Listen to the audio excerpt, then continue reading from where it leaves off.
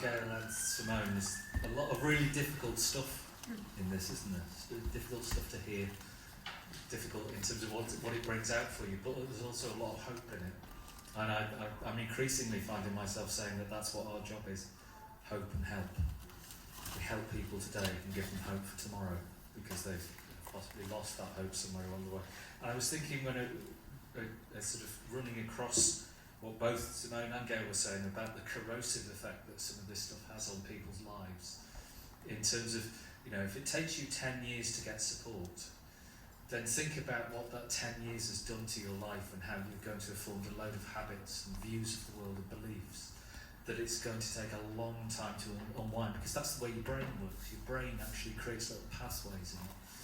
And what we're talking about a lot of the time is how do you change those pathways? How do you actually get out of the situation that you're trapped in?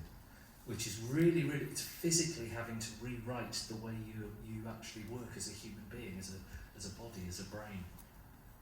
And that is part of all of us. We're all doing that all the time in different ways. So the idea of that being something that you can be stuck with until you get the right form of kindness given to you at the right time by supporting somebody else and you working with them, I think is a really powerful message. So that idea of a collective call to action is absolutely spot on, I think. So thank you both. That was absolutely brilliant and inspirational.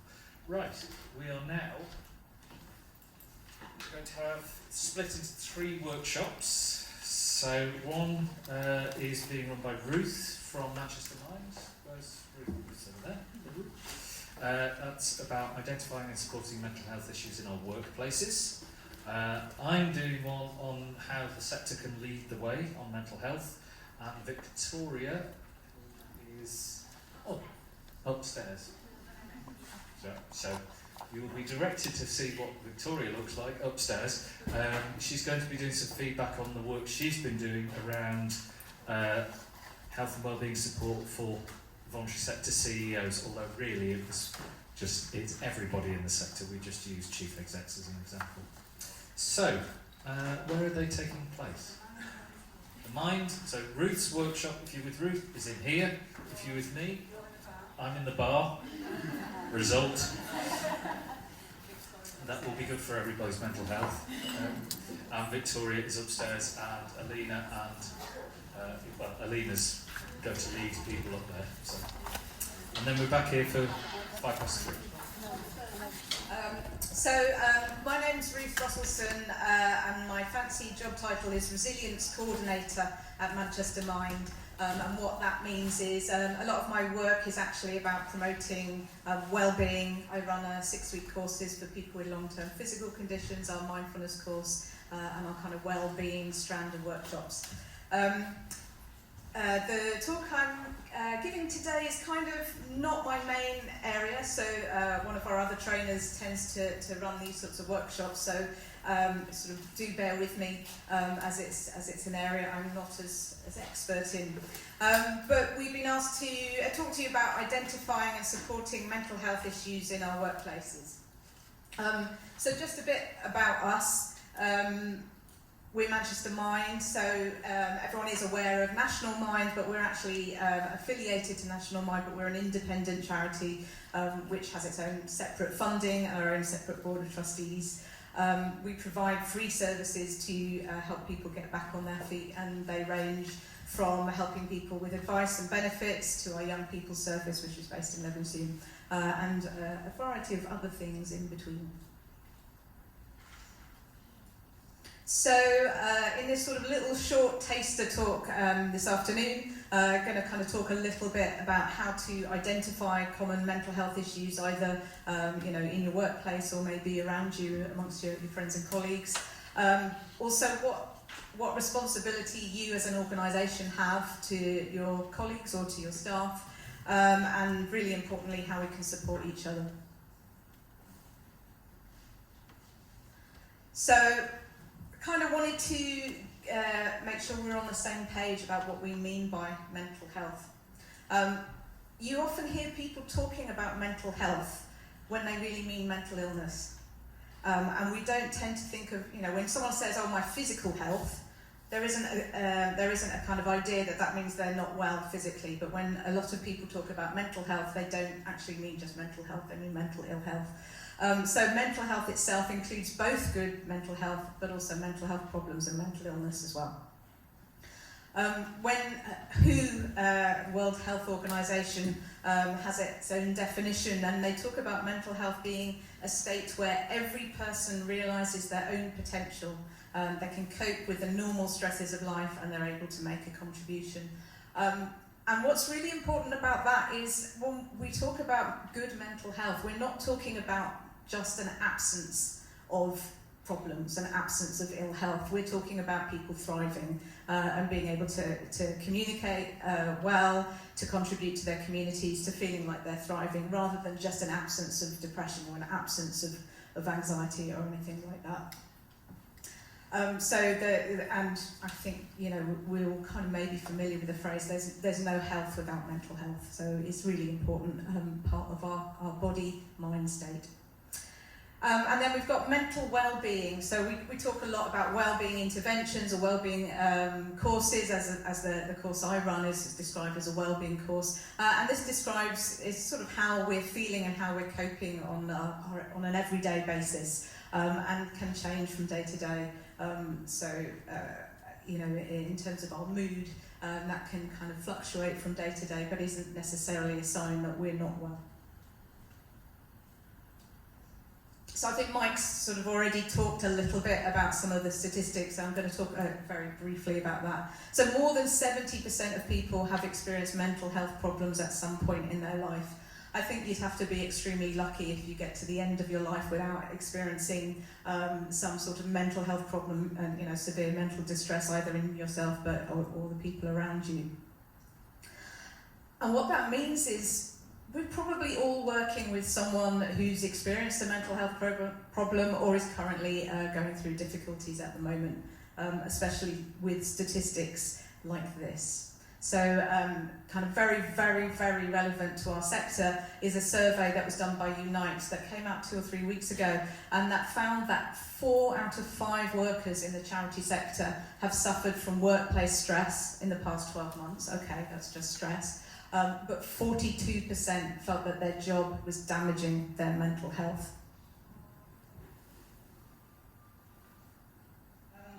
And I think there's loads of reasons for this. We've already heard from Gail about kind of austerity, kind of impact on our organisation. So we're doing more for less. So workloads have increased, but also things like job insecurity. People are on short-term contracts, don't know whether they're going to be renewed, don't know whether funding is going to go through, and that kind of uncertainty can be really problematic and really damaging for our mental health. I had some other things around that.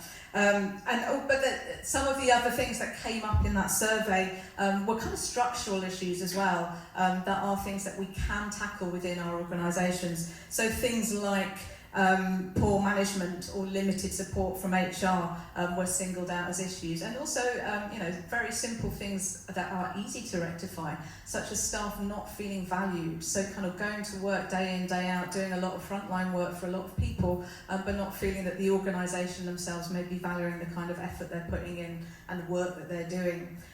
So I think as a sector, whether or not our organisation is working in mental health, it's something that we all need to take really, really seriously in terms of the people who work for us, and kind of thinking about how we can better support them even amongst this kind of climate of austerity and not very much money being around.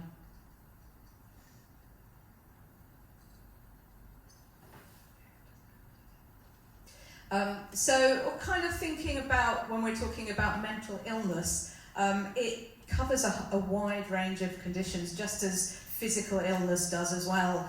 So it can include illnesses like schizophrenia, bipolar disorder, psychosis, and it's kind of really useful for us as individuals to kind of be a bit more informed about what that actually might mean on a day-to-day basis for maybe the people that we work with or the people we come to contact with.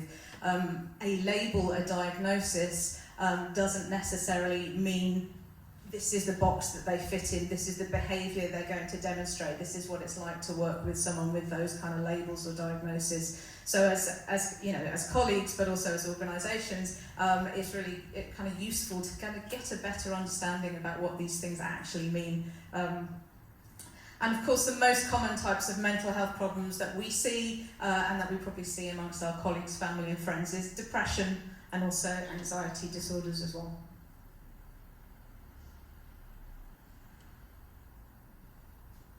So, sort of thinking about anxiety, and as a term on itself, well, I can tell you I'm experiencing a little bit of that right now. I also was experiencing a hell of a lot of it when I was cycling through Manchester city centre. That's a kind of normal response. It's a normal response, sort of mind and body, to being put under pressure and being put on a situation where you kind of feel out of your comfort zone, or you feel that your safety is being threatened. And the kind of symptoms that perhaps I've experienced this afternoon, and we've all experienced at some time in our life, such as sweating, feeling a bit panicky, maybe a bit tearful, wanting to escape, where's the door, not wanting to kind of interact with people. Well, anxiety in of itself isn't a mental illness, but experiencing these sort of symptoms on a daily basis is a different matter. So if you think about how you felt when you felt nervous, when you had an exam, when you had to talk to people you'd never met before, that feeling being a part of your life on a daily basis is what we're talking about when we talk about anxiety disorders. And there are lots of different types of anxiety disorders as well. So, oops. So, we might have kind of phobias, which was something that, many of us might have ourselves. But there's also generalised anxiety disorder, and we might be familiar with other anxiety disorders like obsessive compulsive disorder, which, can really be made light of quite a lot of the time. Oh, I've done a bit of cleaning, I've done quite a lot of cleaning, I'm a bit OCD, but without a kind of recognition of what it might actually be like on a day-to-day basis to live with that kind of anxiety disorder, and maybe not being able to leave the house because of the symptoms that you're experiencing. The World Health Organization says that by 2020, so that's like next year now, depression will be the second most common cause of ill health after heart disease. And I think, again, we need to distinguish between kind of feeling a bit blue or feeling sad because of something that's happened as kind of responsive, natural reaction, and an ongoing depression which can really affect your ability to function and don't go away after a couple of weeks or keep coming back again and again for more than a few days at a time. So when we talk about depression, low mood, well, almost certainly, but also things like loss of interest and pleasure in things. So I think the last time I would say I had a depressive episode was about 7 years ago. And I remember going to my doctor, and I remember telling my doctor what was going on for me, and it was pretty much nearly everything on that list except for feeling suicidal, but it was everything else. I wanted to escape. Nothing was making me feel good. And she kind of asked me that question and said, when was the last time you felt pleasure in things? And even the everyday things that I love, that I do now, like cycling, like Zumba, like dancing, like music, they had no effect on me at all. There was no lift. There was no impact from those things. And so those are the kind of symptoms that we might experience, maybe for short periods of time, but for many people, this might be their lived experience for prolonged periods of time as well.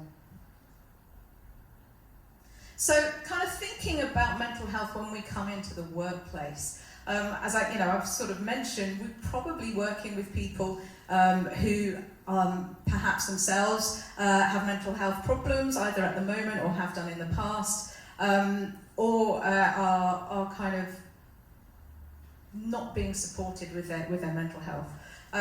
But it's also important to recognise there's kind of a flip side, there's two sides of this. So sometimes our work can actually not be positive for our mental health.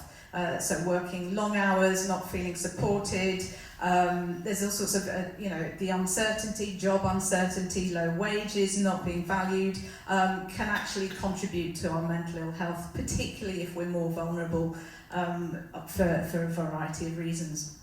But the flip side of that is that employment can actually have positive impacts as well, just as Gail was describing about the impact of volunteering on Overcome. Employment too can have positive effects on our mental health as well. So when thinking about either employing people or supporting people, recognising that the work environment may be positive for them, but there may be a lot that they can also give to your organisation too. So just kind of, over the years, there's this repetition. If there's a stigma about mental health, there's a stigma about talking about mental health, and the idea that actually maybe over time that started to change. I'd be really interested in kind of sort of posing the question to you to have a discussion in your little tables or in your little groups, to just sort of think about how mental health overall is viewed in your organisation's culture.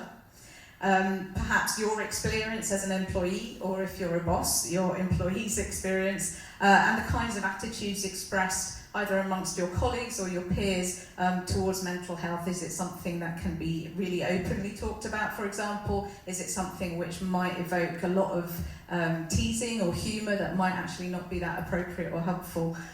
So just sort of 2 or 3 minutes just to kind of reflect on your organisation and where you think it's at in regard to how mental health is viewed.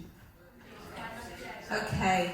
I'm sure we could continue these conversations for a lot longer. So just kind of interested, first of all, just with a show of hands, if people could just put their hands up if they feel their organisation's culture and attitude is quite open, and that they would feel supported if they felt they had to go and talk to someone. Okay, that's most of you, but not everybody, so there's still room for improvement. Any kind of interesting things that came out of those discussions that anyone would share with the rest of the group? Yeah? I was saying I'm quite fortunate in the project I work on.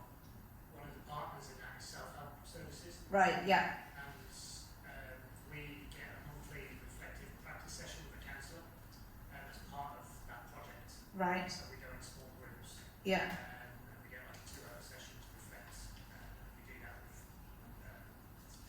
colleagues who I work with as well. And that has been invaluable for me.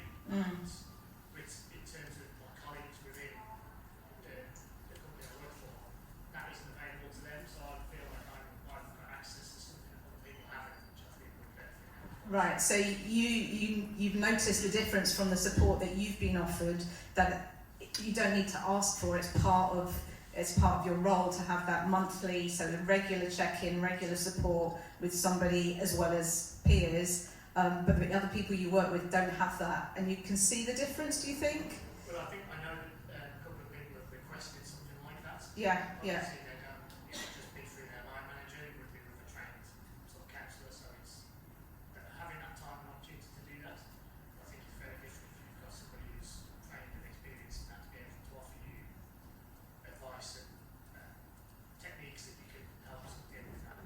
So sort of the idea that actually having somebody to talk to who is fully trained, who can support you and help you support yourself on an ongoing basis, sounds like, quite really, really important, but probably something that organisations kind of falls off the list in terms of kind of putting the investments in for that kind of opportunity to be available to everyone.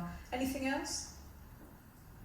Yeah. Hi, so I work for a homeless charity called DePaul, and I think my role is a new one, same year, I've been there a year, as a mental health and wellbeing manager, so I think it kind of shows that the organisation is committed by employing a mental health and wellbeing manager, because my role is to support the staff, but also to support young people we work with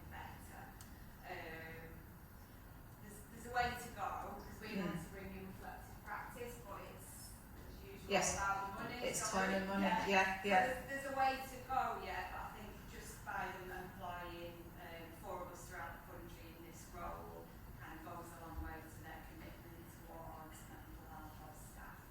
So your role is working with is overseeing the staff. Strategic role, Yeah. but yes, it's to make sure staff are supported. Yeah. Okay.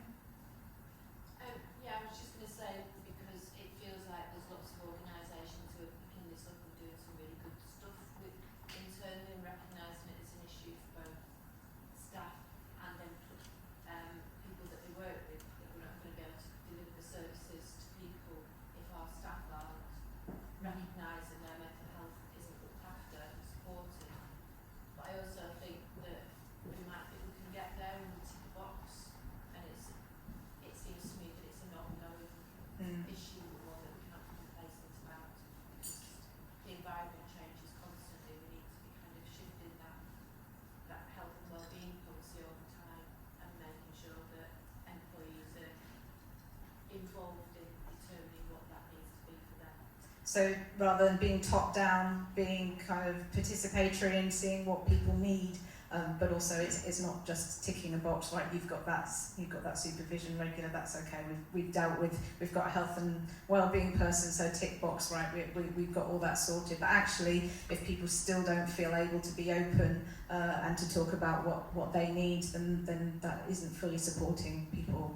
But sometimes it's about more than that. It's about people having control and autonomy over the work, and that's quite difficult when, as you were saying earlier, the short-term contracts and you're doing work that's involved in targets. It's really difficult to kind of create that control for people. But it's really important in terms of their well-being that they have work that they can input into and control. So that's about how we treat people as individuals within organisations, and I think that's really important. And in terms of in terms of what we know is beneficial for people's mental well-being is being able to have some control over their work, being able to have some control over their workload, their work being meaningful. So as organisations, that needs to be part of that conversation as well. Is that? And here we have a slide saying something around those sorts of things.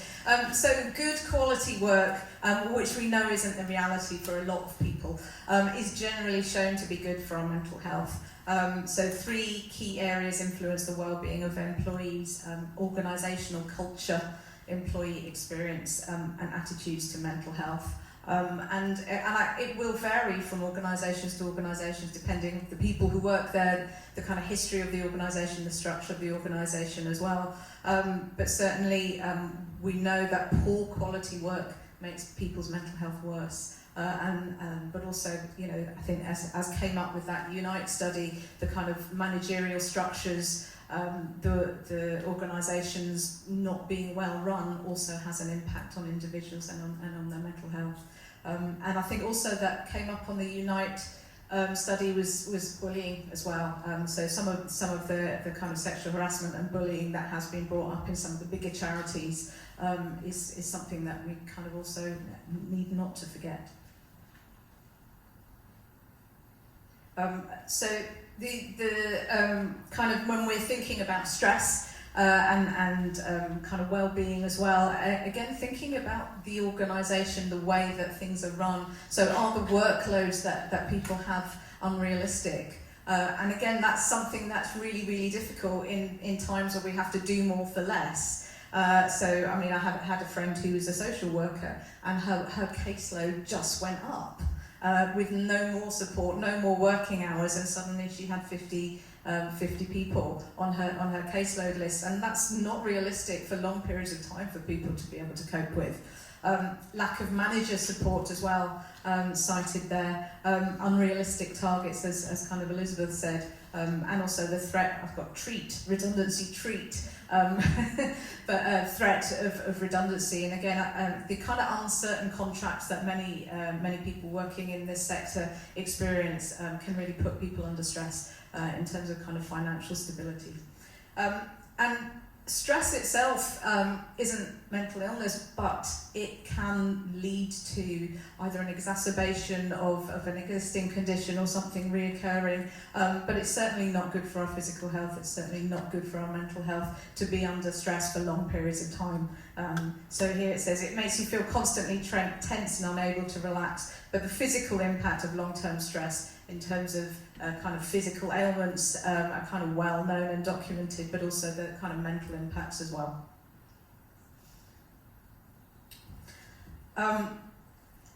Employers have a duty of care, so it isn't just about box ticking. It is actually really, really important that organisations kind of take mental health seriously in terms of protecting the health, safety and welfare of their employees, which means that the 2010 Equalities Act is something that organisations need to be familiar with in terms of supporting and helping employees who have mental disorders or mental impairment, and be able to support them, make reasonable adjustments and make things easier for them rather than difficult for them. So it says when people who are covered by the 2010 will be people whose mental ill health has lasted at least 12 months or is likely to happen repeatedly. So we know that mental health fluctuates. It isn't that we're just like Gail was mentioning before. Simone was mentioning you're well or you're not well, and it doesn't work like that. So someone may be well for periods of time. That doesn't mean that your duty of care then stops as an employee or even as a colleague.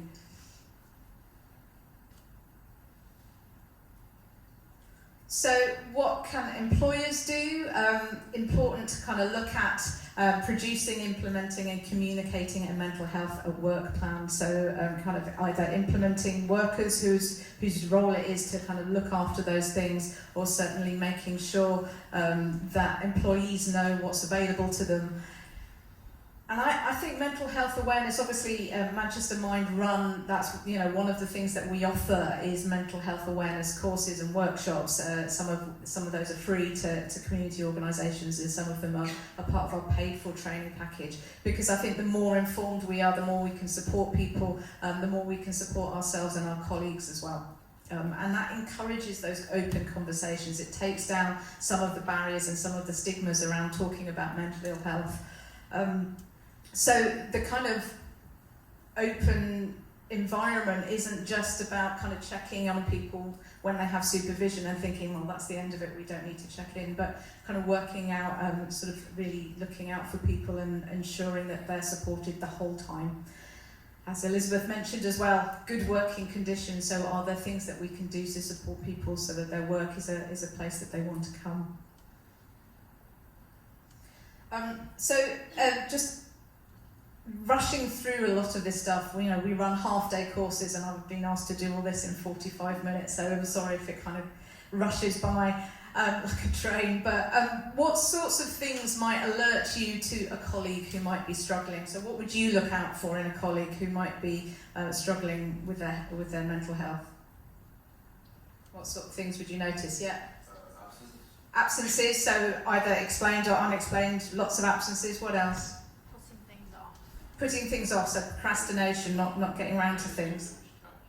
And not being able to finish tasks, right? So you might notice those things as managers or kind of supervisors of people, but you could also notice those sorts of things as colleagues. Anything else? Changes in behaviour. So changes in behaviour in terms of? Just their mood, just how they are sort of day to day, and sort of the things and changes that are sort of lost in over a longer period of time. Because quite often we see people every day. So we can, with the colleagues that we work with, really be, really important element in supporting and helping people, because we might notice things maybe before other people might notice as well. So it's important to kind of know that it isn't you know, it isn't just textbook this. Oh well, they must be you know, struggling at the moment. There aren't always any outward signs, especially, you know, when it comes to the kind of stigma, but also when it comes to different personalities. So some people will soldier on and will make it a priority not to let other people see that they're struggling and not talk about it, and come in and be on time and work really hard and then go home and really struggle. So it isn't just going to be the absences or the change in mood or things like that that will kind of alert people. Maybe you might notice physical health changes before you notice any kind of health change or any changes in people's performance or people's mood. Maybe not that obvious. So I kind of put on the slide, it's really important to know people well enough in your team to be able to spot those kinds of changes. And it might be, you know, things like not engaging in social conversations when they used to, things like that, or turning down or kind of isolating themselves, talking less and less, might be a sign that something isn't going well, and sort of motivation levels. But as I say, it might be that some people are doing their hardest not to let people see, so it isn't just looking for poor performance in terms of what they're struggling. So some of the other things we might look for, we might notice a kind of cancelling arrangements, isolation, certainly kind of depression. The voice of depression tells you not to talk to people, not to socialise with people, to cut yourself off. You can do it on your own, you don't need them. All those kind of conversations in people's heads kind of often mean that they withdraw and they become less around to in fact find out what's going on. Fluctuations in weight or appetite, kind of due to the impact on appetite, but also in the way that people respond to low mood, might be from not eating or eating a lot. Mood swings or irritability, being distracted. So things that you kind of change in behaviour, or certainly exaggerations of normal behaviour, might be signs that someone maybe is struggling a little bit. So what sorts of things can you do if you think that someone is struggling? Ask them how they are, but not right before you're about to go to a meeting and you're kind of looking at your watch and you're trying to make a move. You know, ensure that there's time and space, and actual physical space. So if you kind of suspect that somebody needs a bit of extra support, maybe don't ask them in the office when everybody else is around and kind of might be listening. Just sort of say if you can have a conversation somewhere safe, somewhere private, so that you can you know, really give them the time that they need, and allow them to talk honestly. You don't have to solve people's problems to be able to offer them support. Sometimes just feeling heard is what can make a real difference to people. Small acts of kindness can mean a lot. So perhaps you're working with someone who's got a really heavy workload. You can tell that they're very stressed, and maybe you're going to make a brew, or maybe you can make an extra brew, give them an opportunity to kind of feel that somebody's looking out for them. We've mentioned looking out for changes in behaviour. And sometimes it isn't about offering suggestions, it's about finding out what people need. I'm very fortunate in that my partner's very emotionally literate, and the kinds of questions we ask each other is, what can I do to support you? When my partner's struggling or when I'm struggling, instead of offering solutions, oh, I think you should do this and oh, Zumba's really good. In fact, just asking someone, what do you need? How can I help? Can actually allow the conversation to flow and allow people to actually work out what they need. Maybe they don't know, but being asked the question might be really helpful. And acknowledge the experience that they're having. So rather than kind of saying, oh, well, you know, yeah, of course, but actually just acknowledging, that's hard, that sounds really hard, how can I help, how can I support? And active listening is part of that as well. So, Simone brought up the 5 ways to well-being. That's the sorts of things that I teach on a lot of the workshops that I run. I think it's really important in my role, I think as Simone said, to be able to say, I'm doing these things myself, because how can I teach people that they should be doing them if I'm not doing them for myself? So thinking about that in terms of our own environments, what can we do to look after ourselves to show that other people around us that it's really important? So looking after our mental well-being keeps us resilient and less vulnerable to mental health problems. But looking after our mental well-being is no guarantee that you won't experience difficulties or mental ill health. It just doesn't work like that. We don't get a pass out if we do a lot of self-care. It allows us to adapt the way that we view situations, allows us to take a kind of realistic perspective on events, but be a bit more active rather than passive. So to find out more and actually go properly in depth into these kinds of issues within your organisations, Manchester Mind offers mental health awareness. We have a half-day course or a one-day course. We can go in and offer that to the whole staff, but we have open access courses where people can, just one or two individuals can sign up to that. And I think it's a really good course because it's something that's been put together not just by experts, but people with lived experience, and is delivered by people with lived experience as well.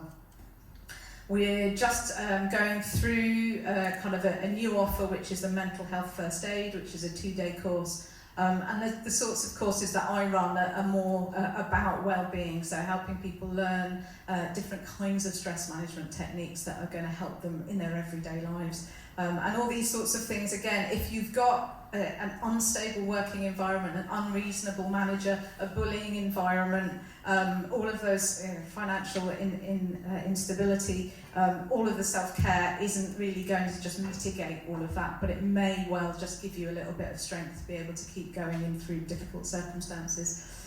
And I also run our 8-week Mindfulness for Stress course, so that's something that is hugely helped both my physical health and my mental health.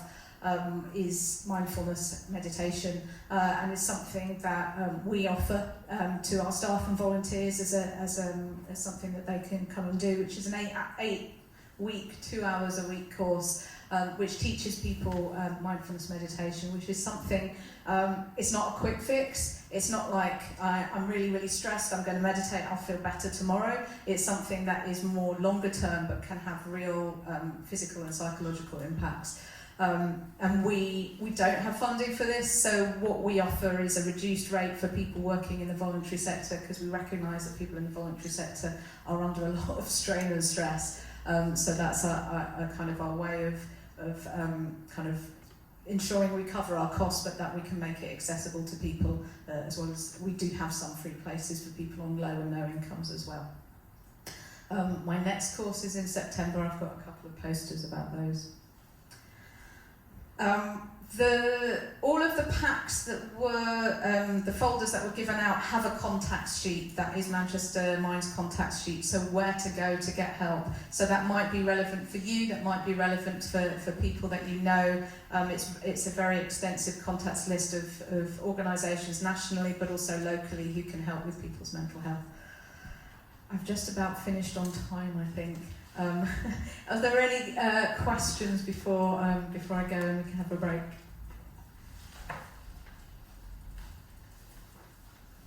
Well, thanks very much for your attention. Sorry it's been a bit quick, but as I say, if you want to find out more, we do have longer courses where we actually go a lot more in depth into these kind of things. So thank you. Cheers.